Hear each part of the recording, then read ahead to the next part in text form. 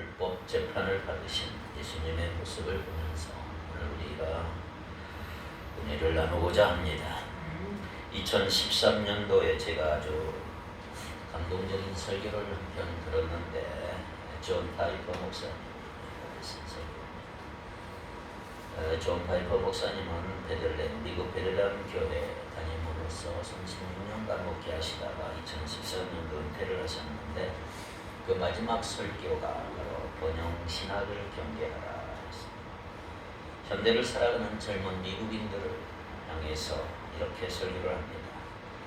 오늘날 아프리카를 비롯한 세계 열방과 제3세계에 어렵게 사는 이웃들을 외면한 채로 나만 좋은 집에서 좋은 차를 타고 노후 준비 잘해서 조기 은퇴하고 휴양도시가 많은 미국 플로리다에 가서 노후를 보내며 아침에 일어나 바닷가에서 아름다운 조개 껍질을 주워다가 아름다운 정원의 창가에 진열하는 기쁨으로 노년기를 맞이하기 위해서 인생을 살지 말라.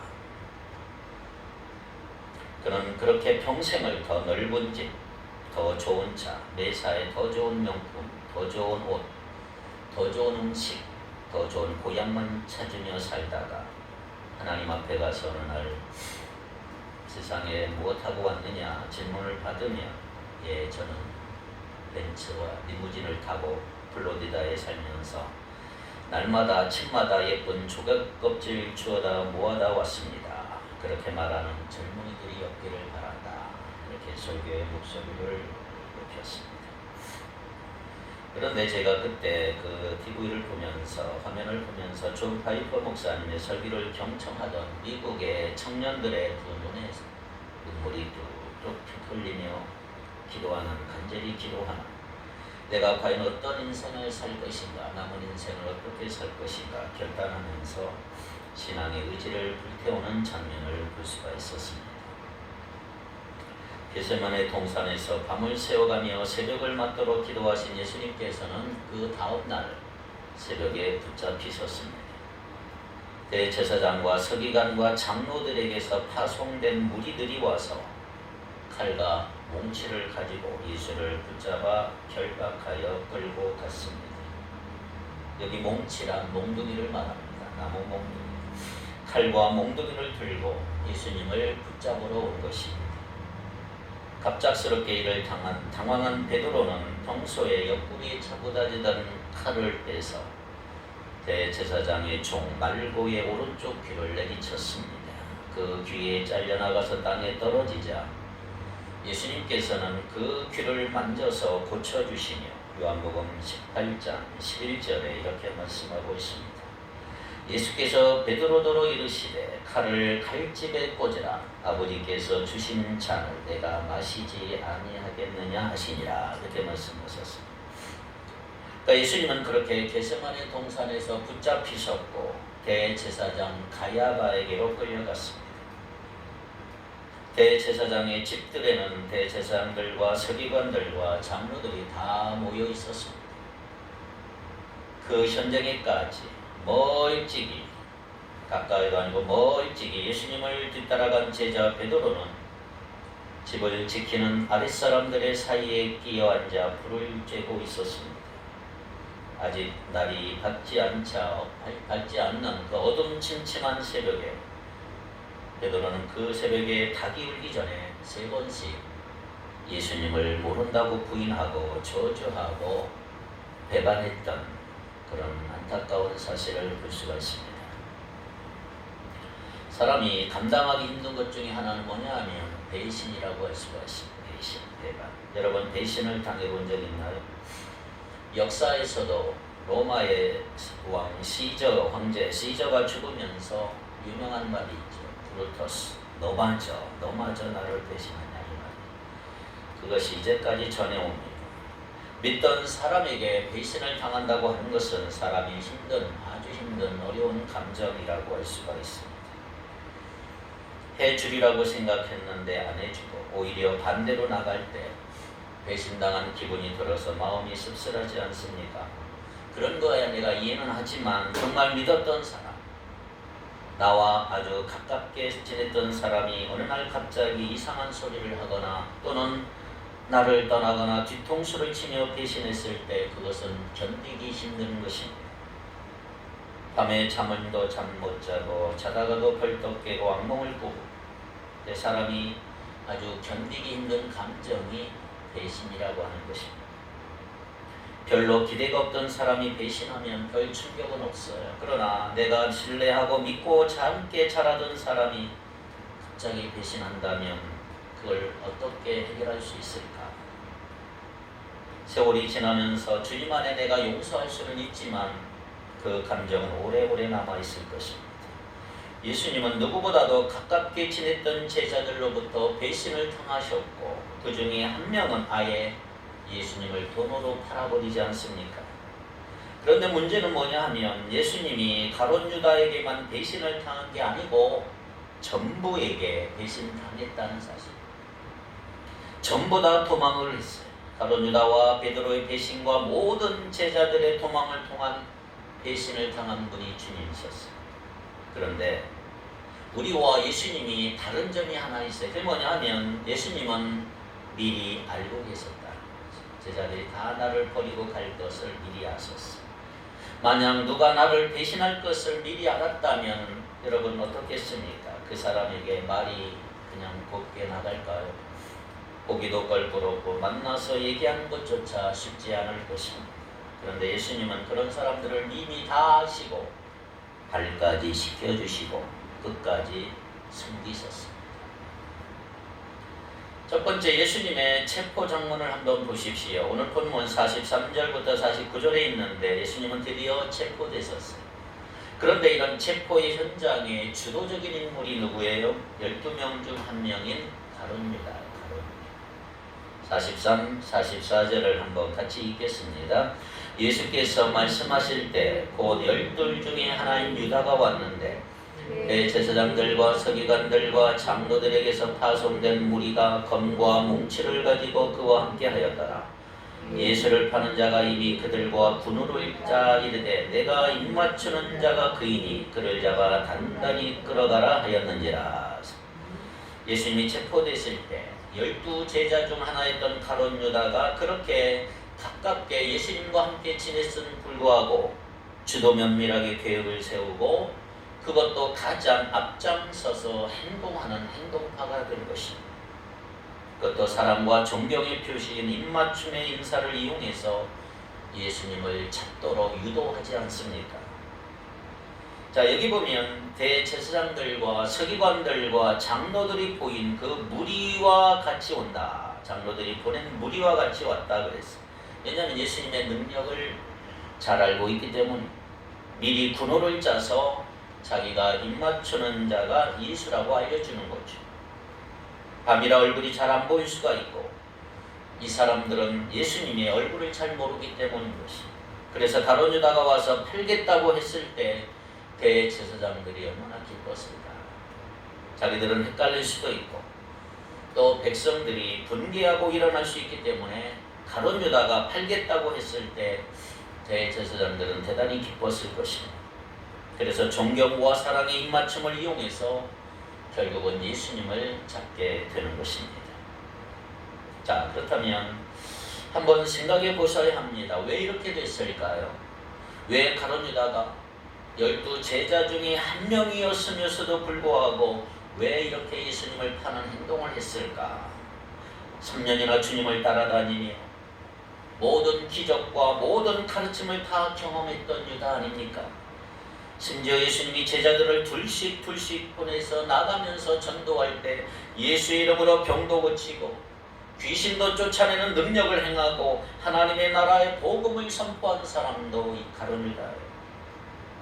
옆에서 예수님이 전하시던 그 엄청난 능력의 말씀을 누구보다도 가까이서 들었고 또 예수님이 베푸시던 그 기적들을 가장 가까이서 봤던 사람이 바로 가룟 유다였습니다.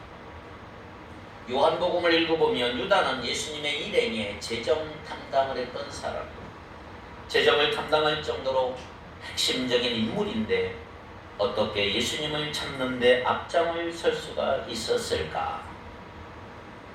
자, 학자들은 의견이 달라요. 어떤 학자는 이렇게 얘기해. 예수님이 자기 민족을 위한 메시아라고 생각을 했는데 자꾸 자기들의 기대와는 달리 잡혀서 죽는다는 말을 하니까 이제는 예수를 제거하는 것이 자기 민족을 위한 것이라고 생각했던 민족주의자였다. 가론 유다가 민족주의자였다. 그러나 그럴 수도 있지만 우리가 성경 전체를 볼 때 그가 민족을 위해서 앞장섰다기보다는 자기 욕심 때문에 그렇게 했다고 보는 것이 타당하다는 거죠. 예수님이 자기가 원하는 방향대로 안 해주니까 실망해서 예수님을 제거하는데 앞장을 선 사람이 바로 가론 유다입니다. 그래서 우리가 대단히 조심스러운 것은 이거예요. 금방 세례를 받고 신앙생활을 시작하신 분들보다는 아주 오래 예수 믿은 사람, 부모님 뱃속에서부터 교회를 다닌 사람, 모태신앙인들, 그리고 몇십 년씩 교회 다닌 사람들, 성경도 많이 알고 신앙의 체험도 있는 사람일수록 더 조심해야 된다. 유다를 보며 깨닫는 게 그것입니다. 이렇게 교회를 오래 다니고 성경을 많이 알고 신앙의 체험을 많이 했다고 해서 그것이 곧 예수님을 잘 믿고 따르는 것이 아니라는 거죠. 오히려 자기를 너무나 잘 알기 때문에 다른 잘못된 길로 갈 수도 있다. 이게 하나님의 뜻이다라고 주장하다가 오히려 하나님의 뜻과는 반대로 나갈 수가 있다. 여러분, 이단이나 사이비 종교를 만든 사람들을 보세요. 교회에서 시시하게 믿던 사람들이 아니에요. 전부 다 대단히 열심히 믿던 사람. 어느 날 변질되어 잘못된 길로 가고 있는 것입니다. 이번에 대통령 후보로 된 허경영 씨, 교회 집사가 저렇게 됐어요. 망가졌어요. 단단히 망가진 사람이 됐어요. 결국 문제는 뭐냐? 그 마음에 달린 마음에 우리가 진정으로 주님의 말씀과 주님의 기적을 믿음으로 마음에 받아들이느냐, 이게 중요한 것입니다. 내 열심, 내 생각으로 하는 것은 위험하다. 우리가 왜 이렇게 예배드리고 집에서도 성경 읽고 묵상하고 큐티하고 기도하자는 이유가 뭐예요?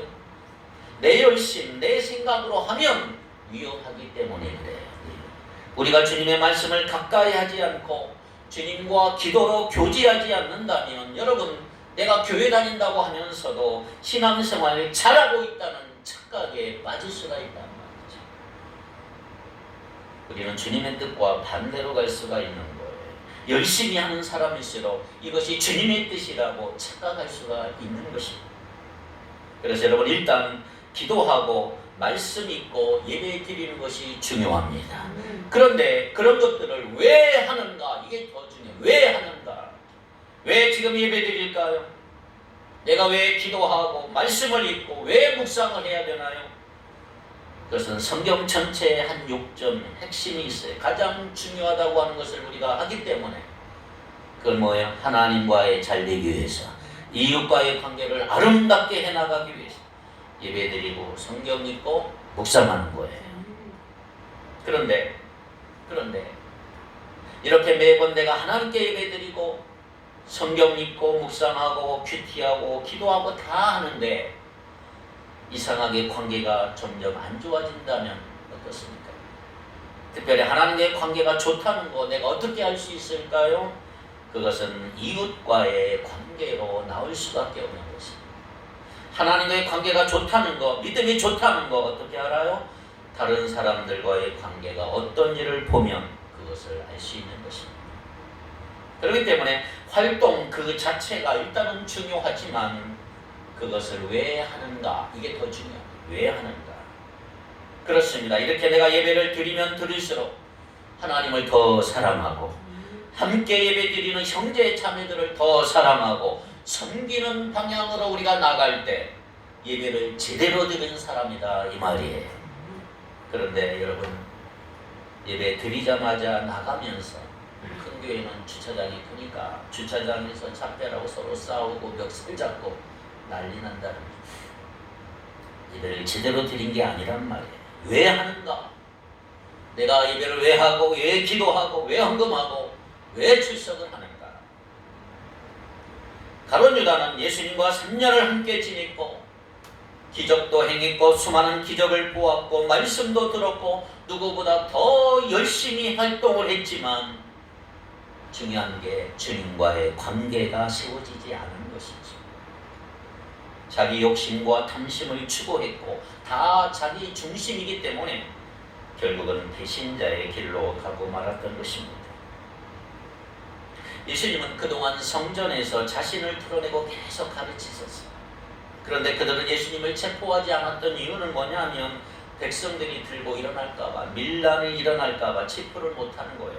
그런데 이제 때가 됐어. 때가 47절부터 50절까지 같이 한번 읽겠습니다. 시작.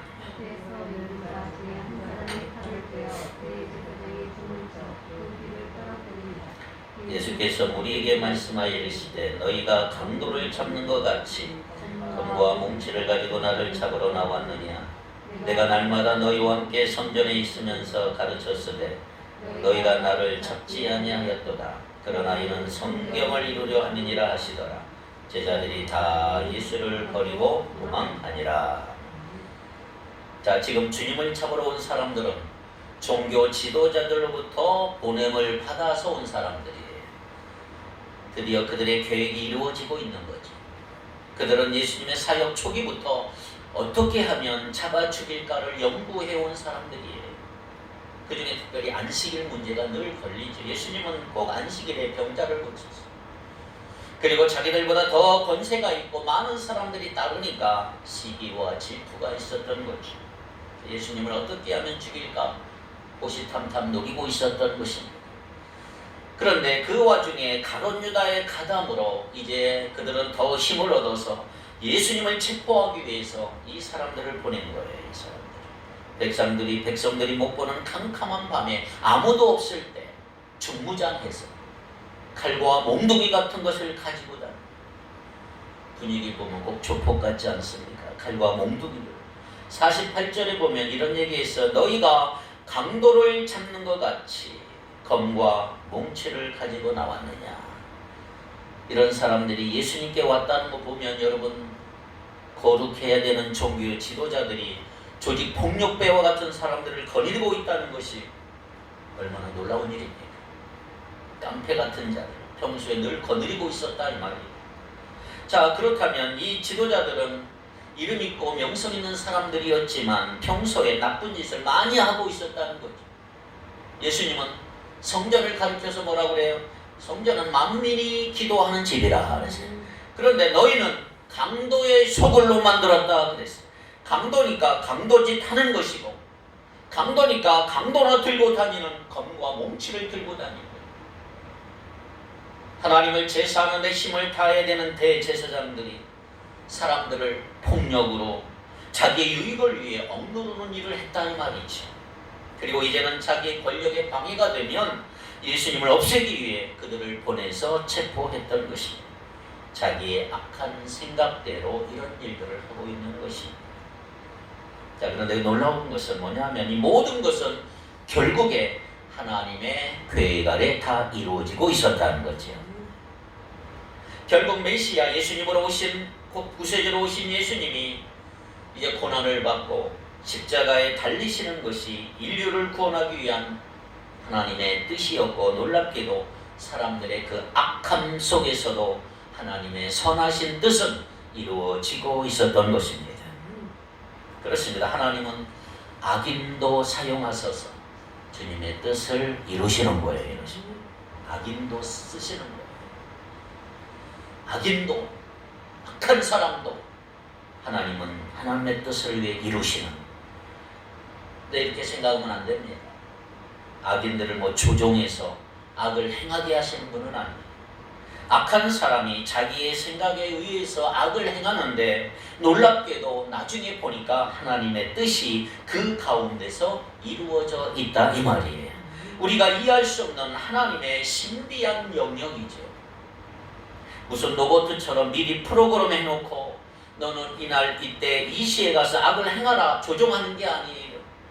만약에 이 사람들이 아니었다 할지라도 다른 사람들이 예수님을 체포하고 죽였을 거예요. 가룟유다가 아니었을지라도 하나님은 다른 사람이 악을 행할 때 그것조차 사용하셔서 뜻을 이루셨을 것입니다. 하나님은 미리 조종하는 건 아니지만 결국 모든 인간의 일은 하나님의 손 안에서 이루어지는 거다 말이에요. 물론 그 안에서 우리가 믿음으로 하나님의 뜻을 발견해 가면서 하나님의 뜻을 이루기 위해서 처절한 몸부림치며 애쓰는 바로 그 한 사람을 통해서 하나님의 뜻은 이루어지는 거예요. 저절로 그냥 되는 게 아니고 그 악함 속에서도 선하신 하나님을 신뢰하며 믿음으로 나가는 소수의 사람들을 통해서 사용하셔서 하나님은 하나님의 뜻을 이루시는 것입니다.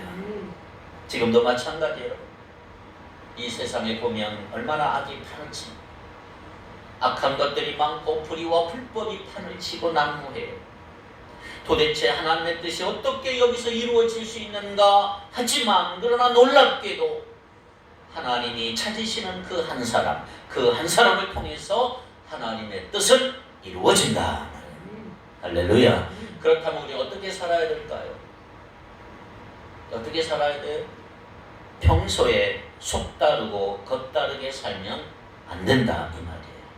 겉으로는 이런 말 하는데 속으로는 딴 생각하는 식으로 되면 이런 종교 지도자들이 될 수가 있는 것입니다. 그래서 여러분 마음밭이 중요해요. 마음밭. 속에 있는 마음이 말과 행동으로 나와야 됩니다. 속 따르고 겉 따른 게 지속이 되면 이중인격자가 되고 결국 자기 함정을 파는 꼴이 되는 거예요. 여러분 하나님이 왜 그렇게 다윗 왕을 좋아했을까요? 잘생기고 완벽해서 그게 아니에요. 다윗은 최악의 죄를 지은 사람이에요. 간음죄를 지었고 살인죄를 지은 사람이에요.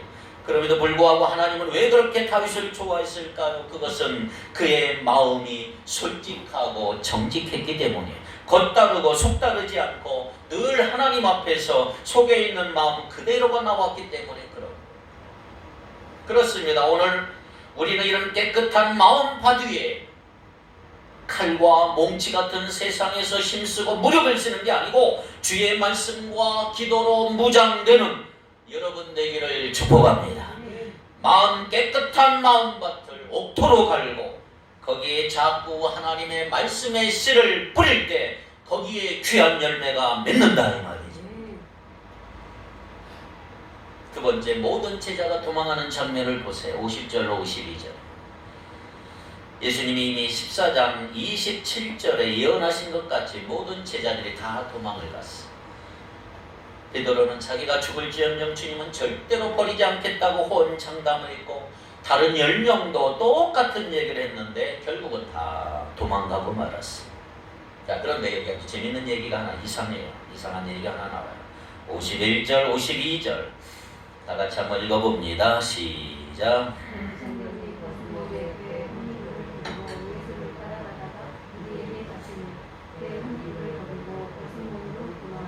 자, 이게 누구인지 아무도 몰라요. 한 청년이 누굴까요? 자, 이 이야기는 마가복음에만 나와요. 다른 성경에 하나도 안 나오고 여기만 나와요. 그럼 누굴까요? 많은 학자들은 이 사람이 바로 마가복음을 쓴 마가 요한이다. 이렇게 얘기해. 마가 요한. 여기서 배 혼이불이라고 했지만 우리식의 이불을 알몸으로 덮고 있다가 잡으니까 이불을 버리고 알몸으로 도망간 게 아니에요. 여기 배 혼이불이란 말은 이스라엘 아주 최고 고급 제품, 비싼 겉옷이에요. 오늘날에 최고로 좋은 고급 외투를 말합니다. 이 사람이 밤을 자다가 급해서 일어나 겉옷만 입고 따라가다가 무리들이 잡으러 오니까 그거 벗어놓고 도망을 갔다는 거예요. 그만큼 마가 요한의 집은 부유한 집이었어요. 그런데 고난이 오니까 체면이고 뭐고 다 버리고 36대 도망을 쳤습니다. 자, 여기서 마가는 마가복음을 기록하면서 자신의 부끄러운 모습을 고백하고 있는 거예요. 나는 과거에 이런 사람이었다. 도망을 해도 좀 고상하게 도망가면 좋은데 얼마나 두려우면 체면이고 뭐고 다 버리고 도망을 쳤을까. 여러분 오늘 우리는 안 그런가요? 고난이 오면 예수님을 믿는 믿음 그냥 버리는 사람이 많아요. 왜 그럴까요? 평소에 주님과의 관계가 없기 때문에 그래요. 놀랍게도 이렇게 우리가 예배하고 성경 읽고 기도해도 주님과의 관계가 안 세워지는 경우가 너무 많은 것입니다. 진짜 마음은 없이 형식적인 행위만 가지고 있으면 결코 예수님과의 관계가 세워질 수가 없습니다. 그래서 우리가 이렇게 예배 드릴 때에도 성경 읽을 때에도 기도할 때에도 그 안에서 정말 하나님과의 관계를 세우기 위해서 내가 애를 쓰고 하나님과 깊은 대화를 하는 게 너무나 중요하다 이 말이에요. 우리 신앙을 지키는데 좋을 때는 좋지만 여러분 어려울 때 믿음 때문에 믿기 때문에 손에게 와도 믿음을 지킨다는 거 얼마나 힘든지 모릅니다. 그때 우리가 할 일은 견디는 거예요. 견디는 고난 후에 영광이 오고 죽음 후에 부활이 오는 거예요. 견디는 거예요. 자, 이제 새로운 대통령이 탄생이 됐어요. 우리 정부에서 만약에 새로운 법을 만들어서 이렇게 선포한다고 해요. 오늘부터 예수를 믿으면 잡힐 때마다 100만 원 내야 된다. 법으로 딱 만들었어. 자, 그렇다고 계속 예수를 믿고 예배 드릴 사람 몇 명이나 될까? 여러분 하시겠습니까? 하시겠습니까? 예수 믿고 걸렸어. 100만 원 내야. 몰래 숨어서 믿는다고 할지 모르겠지만 옛날에 숨어서 예배 드렸잖아요. 카타콤에서. 그때는 벌금 정도가 아니죠. 잡혀가거나 죽임을 당하는 것이. 지금도 그런 나라들이 많아요. 자, 그렇다면 그런 식으로 내게 벌금을 물려도 예수를 믿으면 불이익을 당한다고 해도 믿으시겠습니까? 여러분 어떠세요? 기억하세요. 이 세상이 전부가 아니고 우리는 이 세상 후에 세상을 믿는 사람들인 줄 믿습니다. 길어야 100년 정도의 인생이죠. 그런데 그런 인생이 끝나면 셀 수도 없는 영원한 시간이 우리를 기다리고 있는 거예요. 그것을 대비하시기를 바랍니다. 우리에게는 이 세상의 부귀영화와 비교할 수 없이 더 영광되고 찬란한 영생이 기다리고 있는 거예요. 헛된 망상이 아니고 예수님이 우리에게 약속하신 거죠. 이 믿음을 가지고 나갈 때 우리는 이 세상에서의 조그만 손해를 얼마든지 견딜 수가 있는 거예요. 마지막 세 번째로 53절로 65절에 보면 사내들인 공회에서의 불법 재판을 한번 보세요. 53절 그들이 예수를 끌고 대제사장에게로 가니 대제사장들과 장로들과 서기관들이 다 모이더라. 그 밤에 그들은 다 모였어요. 다 모이더라. 밤중에. 55절 56절 대제사장들과 온 공회가 예수를 죽이려고 그를 칠 증거를 찾되었지 못하니 이는 예수를 쳐서 거짓 증언하는 자가 많으나 그 증언이 서로 일치하지 못함이라. 53절에 보니까 다 모였다. 55절에도 온 공회가 모였다. 유대 지도자들이 거기 다 모인 거예요.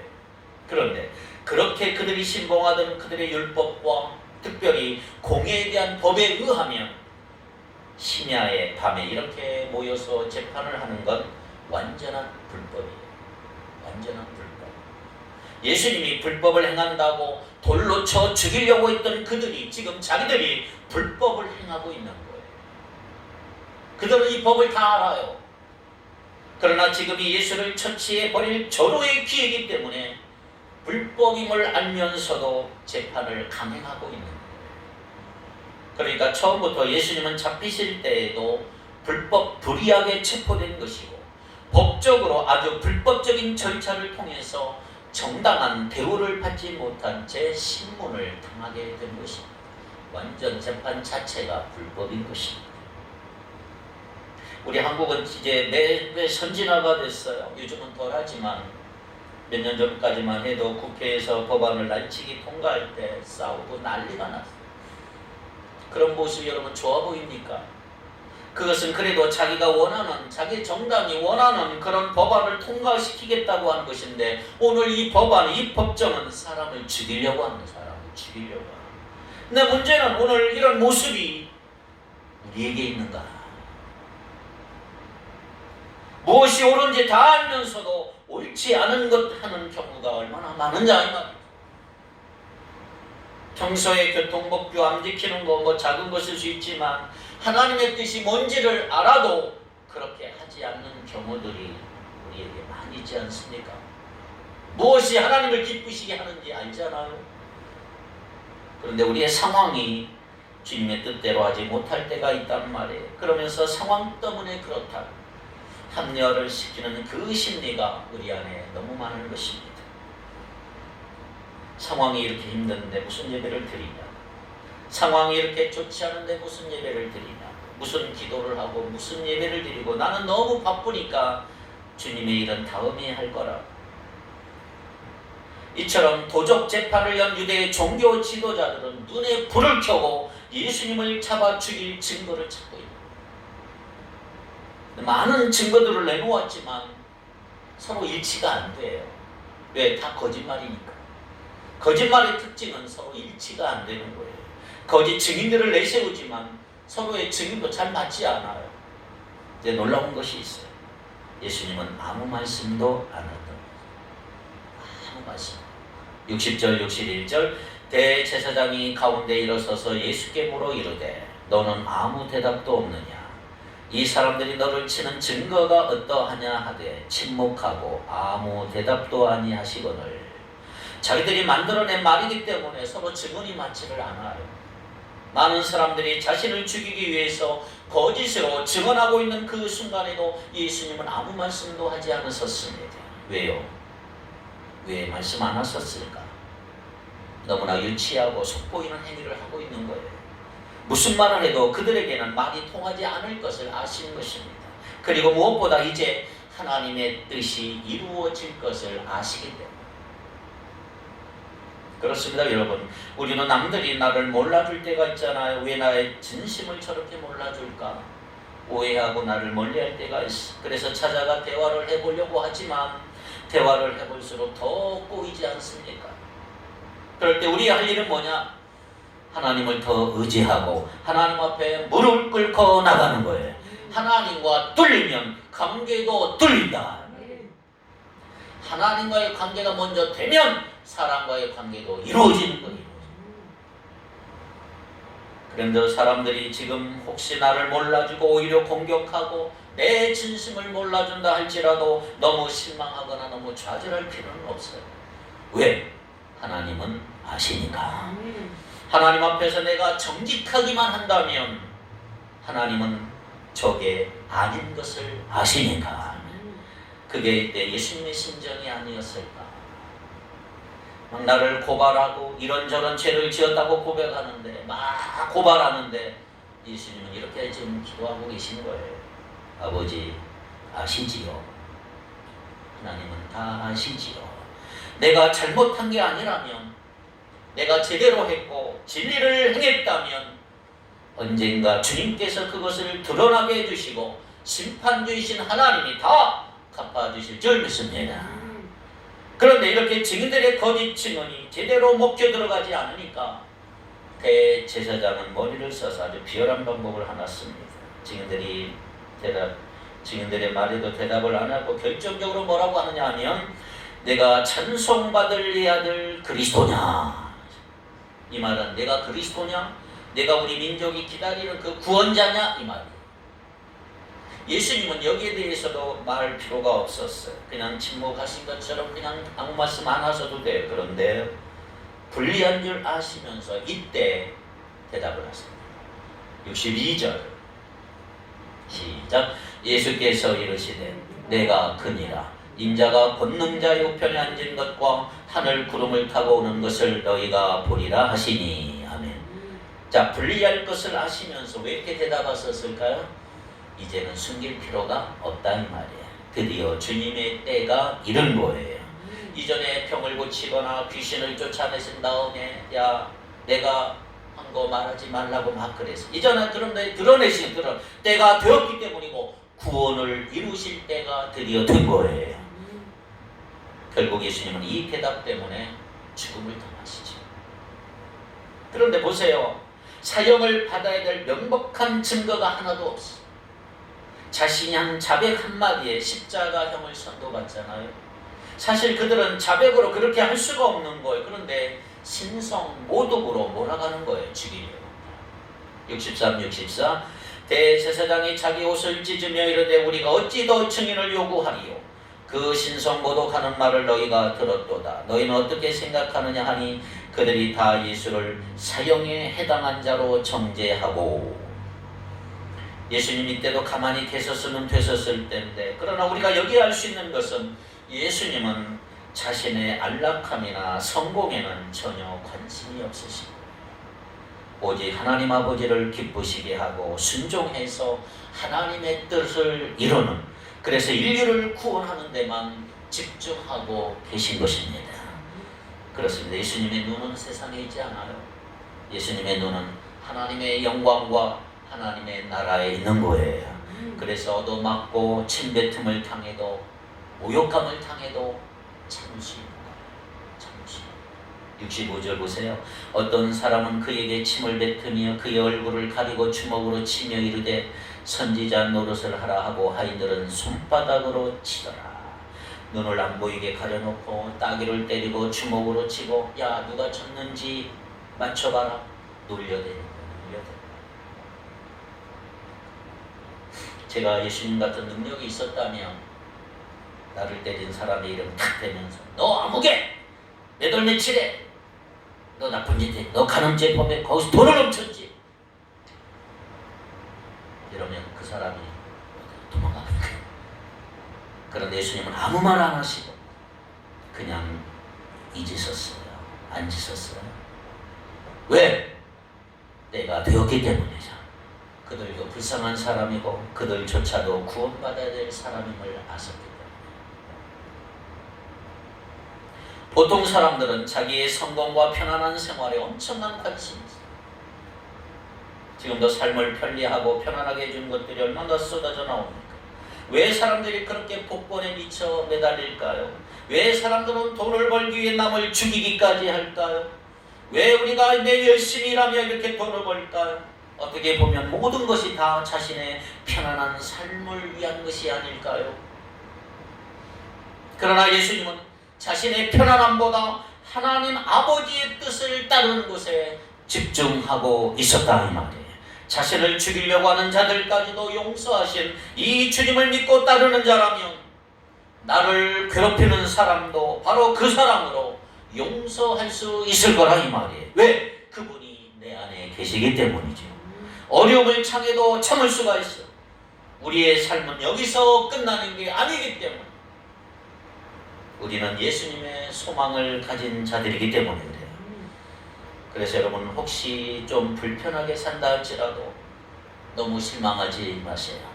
떵떵거리고 산다 해도 너무 교만하면 안 됩니다.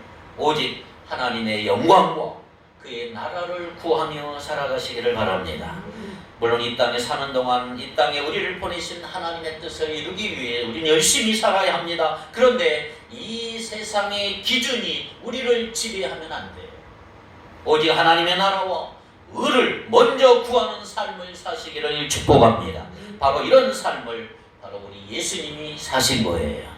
그렇다면 그분을 따른 우리도 그런 삶을 살아야 되지 않겠느냐? 오늘 하루의 삶도 이 세상의 기준이 아니라 하나님의 기준으로 살기를 원합니다. 세상에서 나를 바라보는 것 때문에 실망하거나 좌절하지 말고 너무 우쭐거리지 말고 오직 나를 사랑하신 하나님 때문에 기뻐하며 그 하나님의 은혜에 보답하며 삶을 사는 저와 여러분이 되기를 주님의 이름으로 축복합니다. 기도합니다.